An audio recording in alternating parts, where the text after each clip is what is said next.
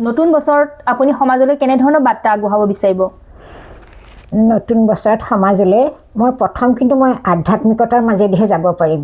হয়, য'ত আধ্যাত্মিকতা নাথাকে তাত সুস্থিৰতা শুদ্ধতা নাথাকে।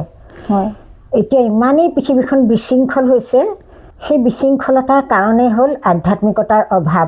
হয়, যি আধ্যাত্মিকতাই অসুৰকো মানে শান্ত কৰিব পাৰে। হয়, আজি যুৱক যুৱতীসকলৰ মাজত আধ্যাত্মিকতাৰ সম্পূৰ্ণ মানে শূন্যতা বুলি ক'ব লাগিব, অভাৱ। হয়, সৰহ সংখ্যকৰ ভিতৰত। হয়, হয়, গতিকে এতিয়া আধ্যাত্মিকতাৰ ইমানেই প্ৰয়োজন হৈছে, মহা গুৰুসকল আৱিৰ্ভাৱ হৈ সমাজৰ কাৰণে ইমানেই কষ্ট কৰিছে, সমাজ সংস্কাৰৰ কাৰণে।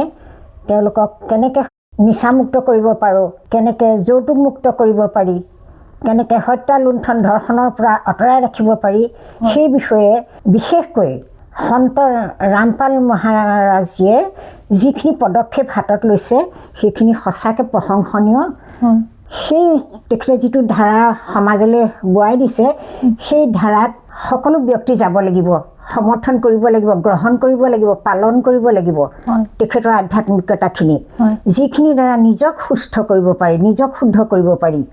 কোনেও কাকো একো দিব কৰিব নোৱাৰে, কিন্তু আধ্যাত্মিকতা যেতিয়া এজনে গ্ৰহণ কৰিব, শুদ্ধ আধ্যাত্মিকতা, আধ্যাত্মিকতা হৈছে নিজক চিনি পোৱা, নিজক চিনি পাই যিখিনি পালন কৰিব, সেইখিনিৰ মাজেদি গ'লেই সমাজ সংস্কাৰ হ'ব।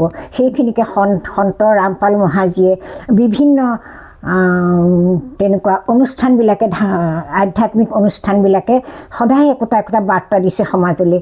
এই বাৰ্তাবোৰ লৈ পেলাই যদি আমি জনগণ, যুৱক যুৱতী সকলো, বৃদ্ধা সকলো আমি গ্ৰহণ কৰি আগবাঢ়ি যাওঁ, সেই তেতিয়াহে সমাজত সংস্কাৰ বা শুদ্ধ শান্তি আহিব বুলি মই ভাবোঁ।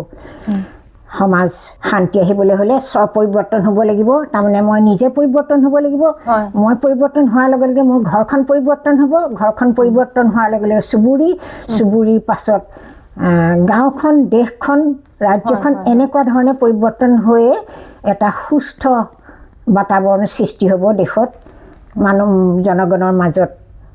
গতিকে মই আধ্যাত্মিকতাৰ কাৰণে সকলোকে আহ্বান জনাইছোঁ, সকলোৱে অনুষ্ঠানবোৰত যোগ হওক, সেইখিনি শিক্ষা গ্ৰহণ কৰক, সেইখিনি বিজ্ঞসকলৰ যি আদৰ্শ সেইখিনি প্ৰদাঙ্কন কৰক। মই এয়াই মানে বাৰ্তা দিছোঁ জনগণৰ মাজলৈ বা যুৱক যুৱতীসকলৰ, বিশেষকৈ যুৱক যুৱতীসকলৰ মাজলৈ। হয়, বহুত বহুত ধন্যবাদ।